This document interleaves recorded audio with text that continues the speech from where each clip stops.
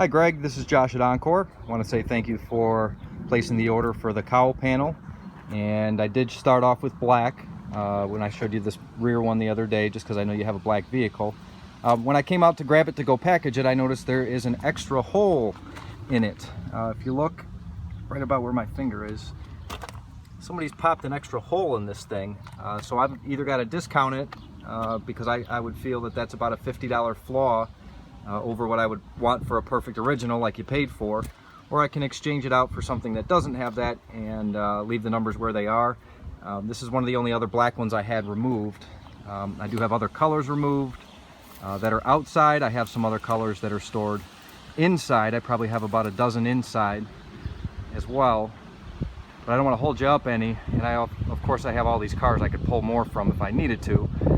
Just wanted to let you know that I did find an extra hole in that one. Since I got the camera rolling, I'll show you a little more about this one. So I could either give you a $50 refund, or since I know you said that you have a lot of other business you want to do with me, I could give you like a $50 credit, store credit, or maybe just throw some other parts in here that you needed.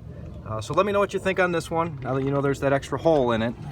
And then I do have some of these other options as well.